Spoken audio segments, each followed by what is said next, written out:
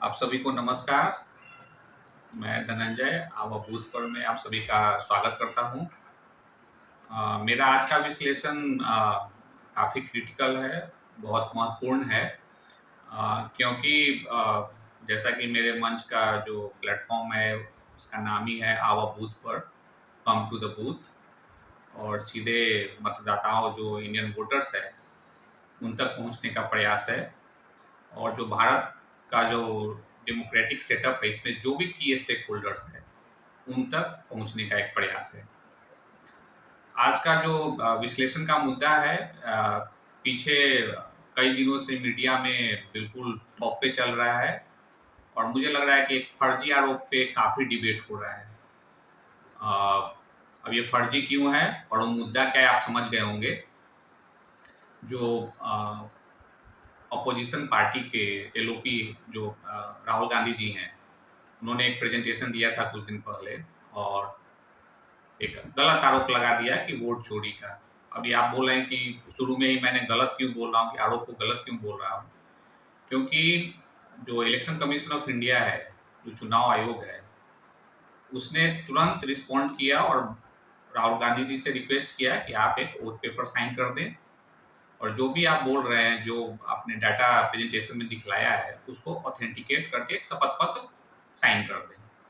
अब आज तक कल जो चुनाव आयोग का प्रेस कॉन्फ्रेंस था, तब तक तो मैंने देखा कि कांग्रेस पार्टी बार बार बोल रही है कि ना हम शपथ पत्र देंगे और ना ही माफी मांगेंगे। मतलब एक, तो जब ऐसा नहीं होगा तो उस आरोप को क्या माना जाए, गलत ही माना जाएगा। तो मेरा विश्लेषण है कि ये आरोप ही गलत है। तो इसमें दूसरा प्रश्न उठता है कि जब आरोप गलत है तो मैं विश्लेषण क्यों कर रहा हूँ। ये विश्लेषण इसलिए इम्पोर्टेंट है, जस्ट इम्पोर्टेंट नहीं है, पैरामाउंट इम्पोर्टेंट है, बहुत क्रिटिकल है। क्योंकि ये सीधे मतदाता जो हमारे जो इंडियन वोटर्स हैं उनसे जुड़ा हुआ है। जो करेंटली सरकार जो सेंट्रल गवर्नमेंट की चल रही है उससे जुड़ा हुआ है। जो मतदाताओं ने जो मैंडेट दिया है उससे जुड़ा हुआ है। उसको फर्जी सरकार बोला जा रहा है, वोट चोरी की सरकार बोला जा रहा है। इसीलिए ये जो मुद्दा है काफी क्रिटिकल है, बहुत इंपॉर्टेंट है। आइए इसका विश्लेषण करते हैं आज अवबूत पर के इस मंच पे। जैसा कि राहुल गांधी जी ने बोला, एक मुझे लगता है एक हल्की बात कर दी। उनको ऐसा नहीं करना चाहिए। एलओपी का जो पद है एक संवैधानिक पद है, उसकी एक गरिमा है। मेरा मानना है कि उस पद को भी उन्होंने अंडरमाइन किया है। कांग्रेस पार्टी आरोप लगा रही है कि डेमोक्रेसी को अंडरमाइन किया गया है। मेरा मानना है कि जो एलओपी का पद है उसको भी अंडरमाइन किया है राहुल गांधी जी का जो ये गलत आरोप है। अब इसको मैं कैसे, जो राहुल गांधी जी ने गलत आरोप लगाया है उसका क्रेडिबिलिटी कितना है, जो उन्होंने कैलकुलेशन किया है, आप आइए उसका कैलकुलेशन को मैं 10-15 सेकंड में एक्सप्लेन कर देता हूँ। जिस महादेवपुरा कंस्टिट्यूएंसी का वो बात कर रहे थे उस प्रेजेंटेशन में, जो मैंने पाया है कि लगभग 6,60,000 के आसपास वोटर्स हैं और जो वोटर टर्नआउट है परसेंटेज में 54% या 55% के आसपास है। इस हिसाब से लगभग 3,50,000 से ज़्यादा वोटर टर्नआउट है और 3 लाख से ज़्यादा वोटर ने वोट भी नहीं दिया है, ये भी है। जब 54-55 है तो आप कैलकुलेट कर सकते हैं। अब इसमें राहुल गांधी जी का बोलना है कि जो 3,54,55,000 वोटर जिन्होंने वोट दिया है उसमें 1 लाख से ज़्यादा लोग फर्जी वोटर हैं। अब इस कंक्लूजन पे वो कैसे पहुंचे, ये उनको ये कैसे पता है कि उसी में 1 लाख फर्जी वोटर है। पहला तो मैं बोला कि आरोप ही गलत है इस पे, लेकिन चूंकि ये वोटर से जुड़ा हुआ है, मैंडेट को ये चैलेंज कर रहा है, जो संवैधानिक संस्था है उस पर क्वेश्चन मार्क हो रहा है, तो इस पे बात करने की आवश्यकता है। उनको कैसे पता, साथ साथ ये भी बोल रहे हैं कि अगर डिजिटल डाटा पता नहीं क्या उनको चाहिए, अगर वो दे दे तो मैं साबित कर दूंगा कि फर्जी हुआ है। अरे भैया, तो जब आपके पास डाटा ही नहीं है तो उसको प्रूफ कर पाए तो फिर आपने आरोप क्यों लगा दिया और इतनी हल्की बात क्यों कर दी। आपको नहीं करना चाहिए, आप एलओपी के पद पे हैं। अगर एक मोरल ग्राउंड भी आप लेते, आप एलओपी का पद ही छोड़ देते, तब आरोप लगाते। आपने वो भी नहीं किया और ना ही आपके 99 जो एमपी है उन्होंने रेजिग्नेशन दिया। तो ये कैसे चलेगा, तो इनको नहीं बोलना चाहिए। अब आते हैं क्रेडिबिलिटी पे, राहुल गांधी जी कितने क्रेडिबल हैं, इनका जो स्टेटमेंट आता है या जो ये फर्जी आरोप लगा देते हैं वो कितना क्रेडिबल है। आइए उसको एक एक करके देखते हैं। 2024 का ही उदाहरण लेते हैं।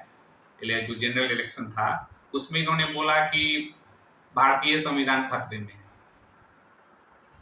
अब आप लोग को पता है आज तक ये प्रूव नहीं कर पाए कि भारतीय संविधान कैसे खतरे में है, जस्ट इन्होंने आरोप लगा दिया और ये नीचे तक परकोलेट भी हुआ।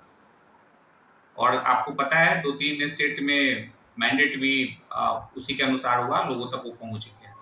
तो इस तरह का फर्जी आरोप लगाते हैं। इन्होंने दूसरा आरोप लगाया कि भारत का संविधान बदल देंगे। आज तक ये प्रूव नहीं कर पाए कि भारत का संविधान कैसे बदला या कैसे ये बदलने का प्रयास कर रहे हैं। अगला इसी क्रम में है ईवीएम को लेकर इन्होंने काफी डंका पीटा, लेकिन कई बार इलेक्शन कमीशन ने कांग्रेस पार्टी को बुलाया कि आप हैक करके दिखलाइए, लेकिन ये नहीं गए, उसको भी साबित नहीं कर पाया। कोर्ट में कई बार माफी मांग चुके हैं, जो गलत आरोप ये लगा देते हैं कोर्ट में साबित नहीं कर पाए। उसका एग्जाम्पल है चौकीदार चोर है और राफाल का मुद्दा है। ये आप समझ रहे हैं मैं क्या बोल रहा हूँ। तो ये जो आरोप इन्होंने लगाया है फर्जी वोट चोरी का, ये बहुत सीरियस है। मतलब इनको एज ए एलओपी बिल्कुल ऐसा बोलने से पहले 200 बार सोचना चाहिए कि क्या बोल रहे हैं। ये जनता ने एक मैंडेट दिया है, उसको बोलना वोट चोरी की सरकार, तो सीधे जनता जो वोटर्स है उसका अपमान है। जो भारत के वोटर्स हैं उनका अपमान है, भले वो किसी पार्टी को वोट दिया हो। जनता के द्वारा चुनी हुई सरकार को ये बोलना वोट चोरी की सरकार है। ये सीधा जो भारत के जो वोटर्स हैं उनका अपमान है। जो भारत के वोटर्स ने एक मैंडेट दिया है उसका अपमान है। जो भारत के वोटर्स का जो एक विजडम है, एक समझ है, उसका अपमान है। उसको ये चोट पहुंचाने की कोशिश कर रहे हैं। जो संवैधानिक संस्था है इलेक्शन कमीशन, जो एक जितना भी चुनाव की जो प्रक्रिया है, निष्पक्ष चुनाव हो, इंडिपेंडेंट चुनाव हो, एक कंडीसिव इन्वायरमेंट बनाता है चुनाव वोटर्स के लिए कि वोटर्स भारत के जो मतदाता है वो आके वोट करें, उसको सीधा ये अटैक कर रहे हैं। तो कैसे वोटर चुप रहे, जो और भी की स्टेक होल्डर्स है, जो पॉलिटिकल पार्टी जिनकी सरकार है, जिसको जनता ने मैंडेट दिया है, वो कैसे चुप रहे। ये तो बिल्कुल जो लोकतांत्रिक जो व्यवस्था है, जो भारतीय संविधान में है, उस पर सीधा आघात कर रहे हैं, उसको डैमेज करने का प्रयास कर रहे हैं। तो इसको तो बिल्कुल बर्दाश्त नहीं करना चाहिए और इसका कड़ी से कड़ी शब्दों में निंदा और विरोध होना चाहिए। और खासकर जो मतदाता है जिन्होंने मैंडेट दिया है सरकार को, उनको तो बिल्कुल खुल के बोलने की आवश्यकता है कि आप क्या बोल रहे हैं। आप हमारे ही मैंडेट से एलओपी के पद पे हैं और उसी को आप चैलेंज कर रहे हैं। इनके कैलकुलेशन के अनुसार, जो मैंने पीछे बोला था, लगभग महादेवपुरा में 412 पोलिंग स्टेशन है, पोलिंग बूथ है। इनके हिसाब से हर बूथ पे 242 फर्जी वोटर है। एक नेशनल एवरेज ले लिया जाए कि एक बूथ पे कितने वोटर्स हैं, 900 का ही भी लेते हैं तो वो परसेंटेज लगभग 27-28 परसेंटेज आता है। मतलब इनके हिसाब से 27-28% वोट प्रत्येक पोलिंग बूथ पे फर्जी है। आप बताइए किस तरह का सीरियस टॉक करते हैं और कितना गंदा, मतलब बिल्कुल गलत आरोप लगाया है और अकाउंटेबिलिटी तो बिल्कुल जीरो है। Is escaping from signing oath paper, ये कैसे हो सकता है। आपके लिए क्या अलग कानून आएगा। आप बोलते हैं कि मैं गरीबों के बीच रहता हूँ, गरीबों के लिए काम कर रहा हूँ, ये वो फलना ढिमकाना क्या क्या आप बोलते हैं, लेकिन आप एक ओथ पेपर साइन नहीं कर पा रहे हैं। और मैं तो कॉन्ग्रेचुलेट करूंगा इलेक्शन कमीशन ऑफ इंडिया का कि कल उन्होंने जो प्रेस कॉन्फ्रेंस किया है और मीडिया में भी जो कुछ फर्जी टाइप के पत्रकार जो प्रोपेगेंडा चलाते हैं उनको भी एक्सपोज कर दिया। इन लोगों को ना जमीनी हकीकत पता है, डुप्लीकेसी ऑफ वोट्स कैसे होता है, चुनाव में हर चीज को एक्सप्लेन किया है। बहुत अच्छा प्रेस कॉन्फ्रेंस था चुनाव आयोग का। मैं तो रिक्वेस्ट करूंगा कि चुनाव आयोग इस तरह का प्रेस कॉन्फ्रेंस रेगुलरली करे, फ्रिक्वेंटली करे और डायरेक्ट वोटर से बात करे। सीधे मतदाता से चुनाव आयोग को बात करने की आवश्यकता है, बिल्कुल रेगुलर करना चाहिए। I will write to Election Commission of India कि आपने बहुत अच्छा प्रेस कॉन्फ्रेंस कल का था। और जब चुनाव आयोग ने बोला कि मैं चुनाव आयोग प्रत्येक मतदाता के साथ चट्टान की तरह खड़ा है और उसको कई बार रिपीट किया।